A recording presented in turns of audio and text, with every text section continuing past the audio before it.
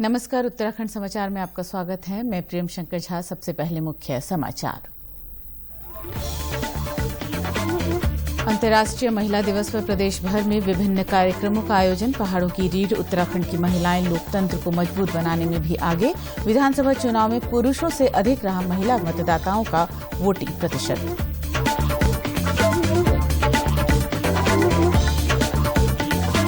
अंतर्राष्ट्रीय महिला दिवस पर चंपावत जिले की 50 महिलाओं को उत्कृष्ट कार्यों के लिए किया गया सम्मानित। राज्यपाल गुरमीत सिंह ने राजभवन में त्रैमासिक पत्रिका नंदा के प्रथम अंक का किया विमोचन।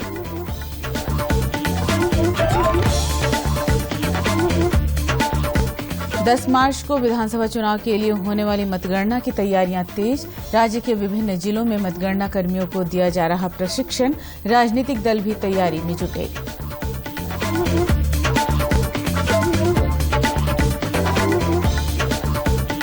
और राजभवन में 2 दिनी बसंतोत्सव 2022 का आयोजन। फूलों और विभिन्न प्रकार के पौधों की लगाई गई भव्य प्रदर्शनी।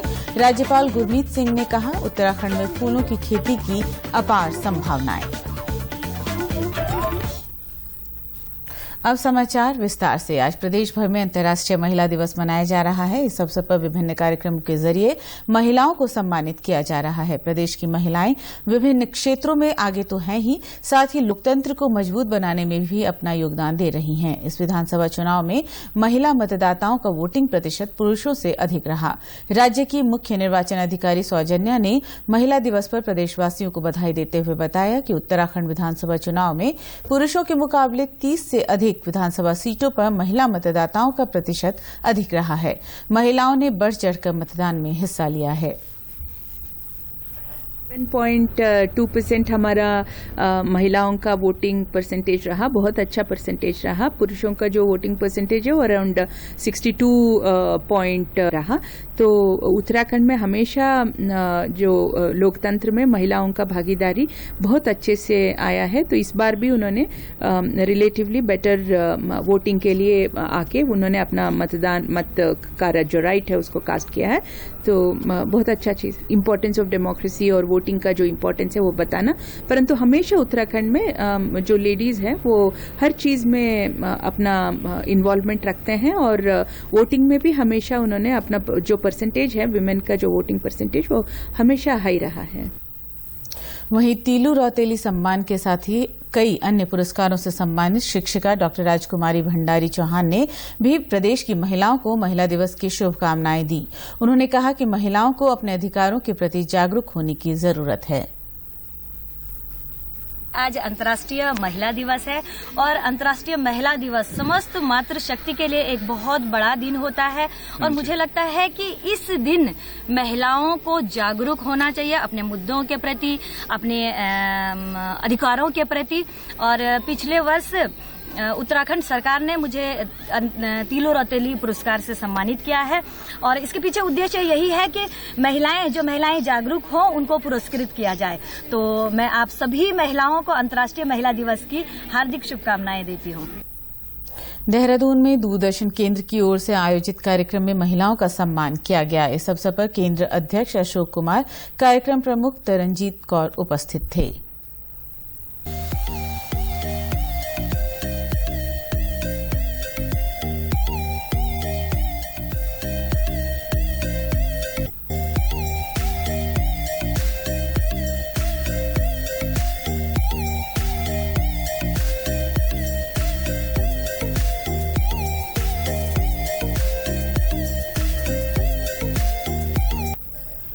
इस बीच प्रदेश के अन्य स्थानों से भी महिला सम्मान को लेकर कार्यक्रम आयोजित किए गए।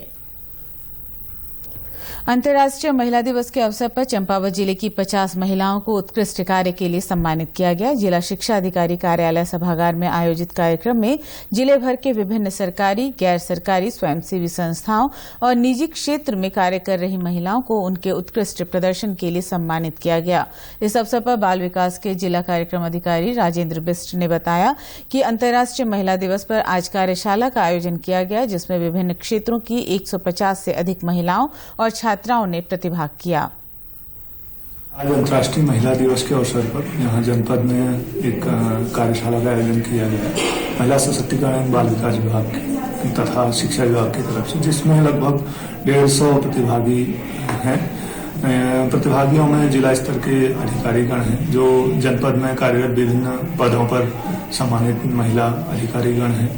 विभिन्न क्षेत्रों से जिन महिलाओं ने अपने अपने क्षेत्रों में या फिर अपने अपने कार्यस्थलों पर जो उत्कृष्ट कार्य किया है, ऐसी महिलाएं हैं, बालिकाएं हैं जिन्होंने जो है अपनी अपनी कक्षाओं में टॉपर जो रही हैं, या फिर अन्य क्षेत्रों में शिक्षणेतर गतिविधियों में जिन्होंने जनपद या फिर राज्य स्तर पर उच्च स्थान प्राप्त किया है। तो ऐसी लगभग हम 50 बालिकाओं महिलाओं को आज सम्मानित करने जा रहे हैं।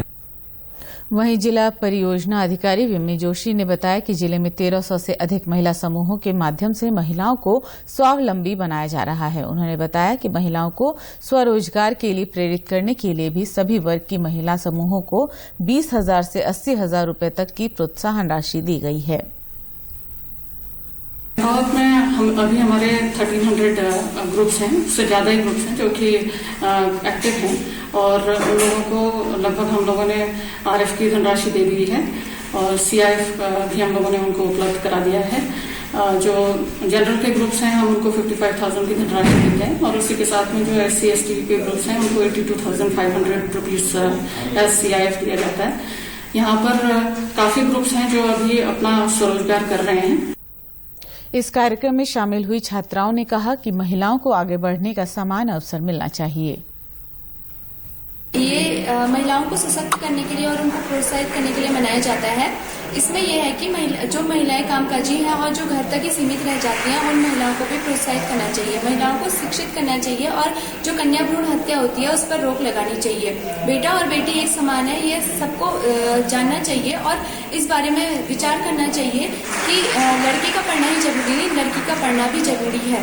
अंतर्राष्ट्रीय महिला दिवस इसलिए मनाते हैं, हम महिलाओं को प्रोत्साहित करते हैं कि वो खुद के लिए आत्मनिर्भर बने, किसी के आगे झुके नहीं, वो पुरुष वर्ग के आगे झुके नहीं और सामाजिक दबाव का सामना न करना पड़े। प्रदेश के राज्यपाल गुरमीत सिंह ने राजभवन में अंतर्राष्ट्रीय महिला दिवस के अवसर पर राजभवन की त्रैमासिक पत्रिका नंदा के प्रथम अंक का विमोचन किया। ये पत्रिका उत्तराखंड की महिलाओं को समर्पित की गई है। इस अवसर पर राज्यपाल ने कहा कि नंदा पत्रिका का उद्देश्य राज्य से जुड़े जरूरी विषयों पर वैचारिक विमर्श, पर्यटन और जैविक खेती जैसे क्षेत्रों में संभावनाएं तलाशते हुए स्वरोजगार के माध्यम से राज्य की आर्थिकी को मजबूत करने के लिए दिशा देना है। पत्रिका में उत्तराखंड में रिवर्स माइग्रेशन, सांस्कृतिक पर्यटन, राज्य में पर्यटन और जैविक खेती की संभावनाओं, प्रदेश में महिला सशक्तिकरण, गंगा नदी के संरक्षण और नंदा जागरों की सामाजिक और सांस्कृतिक पृष्ठभूमि पर शोधपरक लेखों को सम्मिलित किया गया है। देहरादून स्थित कांग्रेस मुख्यालय में भी अंतर्राष्ट्रीय महिला दिवस पर कार्यक्रम का आयोजन किया गया। इस अवसर पर कांग्रेस की महिला विंग गुलाबी रंग में रंगी नजर आई। महिला प्रदेश अध्यक्ष ज्योति रौतेला ने कहा कि इस कार्यक्रम के माध्यम से महिलाओं को प्रोत्साहित करने का काम किया जा रहा है। उन्होंने कहा कि महिलाओं को राजनीति में अधिक से अधिक आना चाहिए। मुझे लगता है कि राजनीति में महिलाओं को आना चाहिए और हमारी जो पार्टी कांग्रेस पार्टी जब राजीव गांधी जी इन सब पंचायतों में रिजर्वेशन लाए थे तो उन्होंने एक मौका दिया था लोगों को, महिलाओं को खासतौर पर कि वो पार्टिसिपेशन कर सके राजनीति में। और राजनीति में अगर महिलाएं आएंगी तो मुझे लगता है कि वो और लोगों से ज़्यादा बेहतर तरीके से लोगों की समस्याएं, लोगों के परेशानियों को समझ पाएंगी, सेंसिटिव होकर वो काम कर पाएंगे। प्रदेश में मतगणना की तैयारियां अंतिम दौर में हैं। राज्य के विभिन्न जिलों में मतगणना कर्मियों को प्रशिक्षण दिया जा रहा है। इसी क्रम में चंपावत के जिला पंचायत सभागार में विधानसभा चुनाव की मतगणना को सकुशल, निष्पक्ष, शांति और पारदर्शितापूर्ण तरीके से कराने के लिए मतगणना कार्मिकों का दूसरा प्रशिक्षण मुख्य विकास अधिकारी की उपस्थिति में हुआ। इस दौरान मतगणना सुपरवाइजर, मतगणना सहायक और माइक्रो ऑब्जर्वर को ईवीएम और वीवीपैट की पर्चियों की गणना का सैद्धांतिक और व्यवहारिक प्रशिक्षण दिया गया। सीडीओ RS रावत ने प्रशिक्षण कर्मियों को 10 मार्च को मतगणना के दौरान बरती जाने वाली सावधानियों और बारीकियों से अवगत कराते हुए कई महत्वपूर्ण बिंदुओं पर रोशनी डाली। उन्होंने मतगणना कार्य में संयम और सहनशीलता की अहमियत पर प्रकाश डालते हुए कहा कि त्रुटि रहित मतगणना चुनाव आयोग की प्राथमिकता है। इस कार्य में किसी प्रकार की लापरवाही नहीं की जाएगी। प्रशिक्षण देते हुए अपर सांख्यिकी अधिकारी ने बताया कि मतगणना के दौरान सबसे पहले कंट्रोल यूनिट का मिलान किया जाएगा। प्रपत्र में अंकित और और कंट्रोल यूनिट में डाले गए मतों की समानता आवश्यक है। इसके अलावा मतलेखा संख्या में दर्ज मतदान केंद्र पर डाले गए मतों की संख्या को कंट्रोल यूनिट में प्रदर्शित होने वाली अभ्यर्थीवार संख्या भी मैच करनी होगी। मतगणना के पश्चात अलग अलग प्रत्याशियों को प्राप्त मत की संख्या को प्रपत्र में भरने के पश्चात उसे आरओ के समक्ष प्रस्तुत करना होगा। इस बीच मतगणना के लिए की जाने वाली तैयारियों और व्यवस्थाओं को लेकर सामान्य प्रेक्षक और जिला निर्वाचन अधिकारी ने गौरल चौड़ स्थित नगर पंचायत भवन और पालिका भवन में बनाए गए मतगणना केंद्रों का निरीक्षण किया। उन्होंने संबंधित अधिकारियों को सभी जरूरी व्यवस्थाएं पूरी करने के भी निर्देश दिए।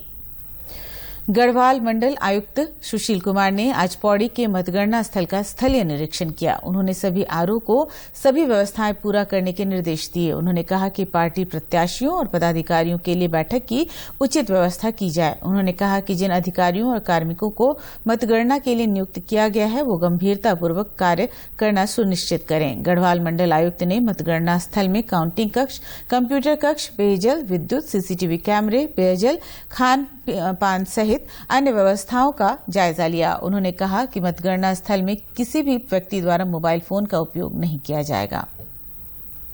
अल्मोड़ा के एसएसपी डॉक्टर मंजूनाथ टीसी ने कहा है कि मतगणना के लिए पर्याप्त पुलिस बल तैनात किया गया है। एक प्रेस वार्ता में उन्होंने जानकारी दी कि 525 से अधिक पुलिस बल, पैरामिलिट्री और 2 प्लाटून पीएसी को मतगणना के लिए ड्यूटी पर तैनात किया गया है। एसएसपी ने मतगणना के लिए ट्रैफिक प्लान भी जारी किया। में हमने मानक के अनुसार सभी सुरक्षा बलों को तैनात किया है।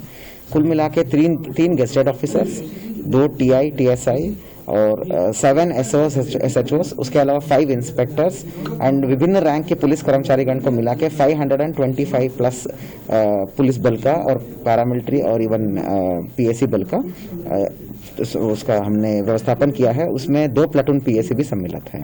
ट्रैफिक में कंप्लीट मॉल रोड पर, लोअर मॉल रोड पर डाइवर्शन की स्थिति रहेगी। लोअर मॉल रोड पर कंप्लीट नो एंट्री रहेगा बेस तिराहा से हल्द्वानी साइड में, और इधर नीचे कटियाड़ी होली एंजल तिराहा के बीच में टोटल नो एंट्री जोन है व्हीकल्स के लिए और आम पब्लिक के लिए भी। इससे पहले एसएसपी ने मतगणना स्थल का निरीक्षण किया और सुरक्षा व्यवस्था का जायजा लिया। उन्होंने मतगणना स्थल में पुलिस बल, सुरक्षा व्यवस्था और सीसीटीवी कैमरे का निरीक्षण भी किया।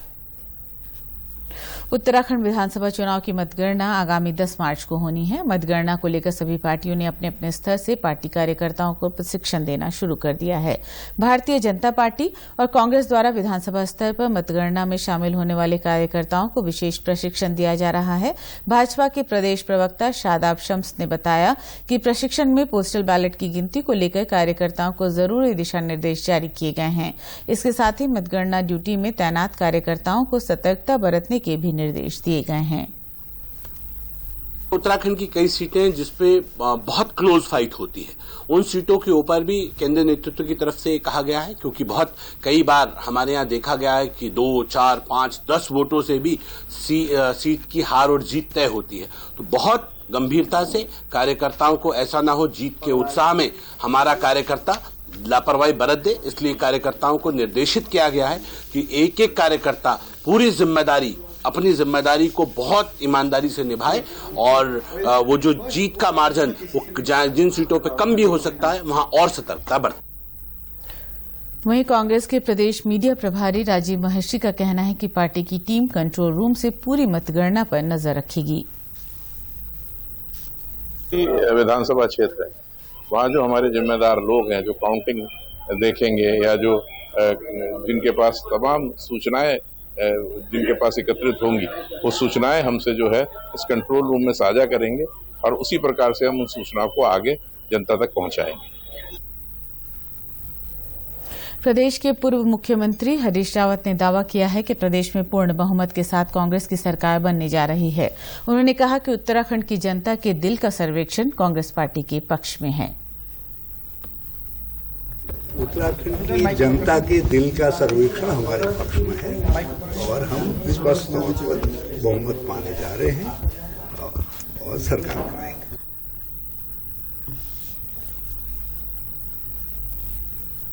राज्यपाल गुरमीत सिंह ने राजभवन में आयोजित 2 दिनी बसंतोत्सव 2022 का शुभारंभ किया। राज्यपाल ने कहा कि उत्तराखंड में फूलों की खेती की अपार संभावनाएं हैं। इस क्षेत्र में उद्यान विभाग काम कर रहा है, साथ ही भविष्य में इस दिशा में लगातार प्रयास किया जाएगा।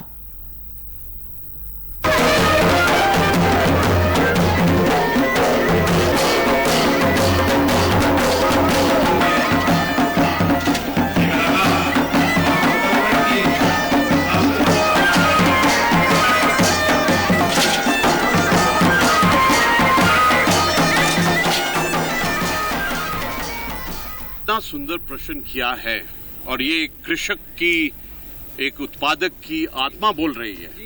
देखिए, जब भी मैं आगे के बॉर्डर डिस्ट्रिक्ट में गया हूं, मैंने सेल्फ हेल्प ग्रुप देखे हैं, मैं किसानों से, कृषकों से मिला हूं, मैं पुष्प उत्पादकों से मिला हूं, तो मेरे को लगता है कुछ एक क्षेत्र है जिसपे हमको बहुत मेहनत करनी पड़ेगी। पहले कंज्यूमरिज्म जहां डिमांड है उसके साथ में जुड़ना पड़ेगा। उसके बाद हमको artificial intelligence, media, social media, mass media से उनका डिमांड को खींचना पड़ेगा।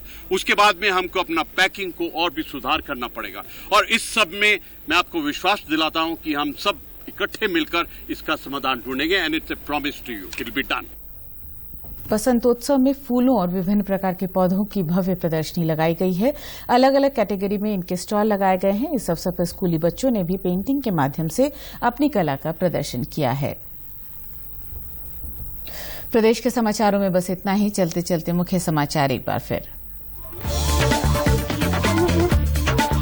अंतर्राष्ट्रीय महिला दिवस पर प्रदेश भर में विभिन्न कार्यक्रमों का आयोजन। पहाड़ों की रीढ़ उत्तराखंड की महिलाएं लोकतंत्र को मजबूत बनाने में भी आगे।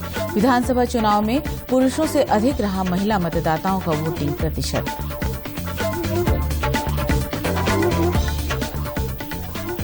अंतर्राष्ट्रीय महिला दिवस पर चंपावत जिले की 50 महिलाओं को उत्कृष्ट कार्यों के लिए किया गया सम्मानित। राज्यपाल गुरमीत सिंह ने राजभवन में त्रैमासिक पत्रिका नंदा के प्रथम अंक का किया विमोचन।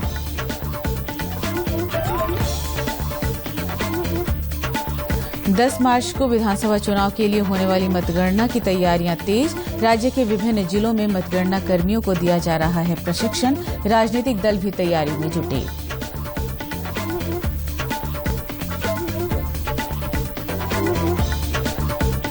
और राजभवन में 2 दिनी बसंतोत्सव 2022 का आयोजन। फूलों और विभिन्न प्रकार के पौधों की लगाई गई भव्य प्रदर्शनी। राज्यपाल गुरमीत सिंह ने कहा, उत्तराखंड में फूलों की खेती की अपार संभावनाएं। प्रदेश से जुड़े अपडेट्स के लिए आप हमसे सोशल मीडिया के माध्यम से भी जुड़ सकते हैं। हमारा ट्विटर हैंडल है DD News_देहरादून। हमारा फेसबुक पेज है DD News उत्तराखंड और हमारे YouTube channel DD News Uttarakhand को भी आप सब्सक्राइब कर सकते हैं। कोरोना संक्रमण से बचने के लिए मास्क का अनिवार्य रूप से और सही ढंग से प्रयोग करें। साथ ही सामाजिक दूरी का ख्याल रखें। नियमित रूप से हाथ धोएं और याद रखें, कोरोना को हराना है, मास्क जरूर लगाना है। साथ ही यदि अभी तक आपने वैक्सीनेशन नहीं कराया है तो आप भी जल्द से जल्द वैक्सीनेशन करवाएं और खुद को और देश को सुरक्षित रखें। नमस्कार।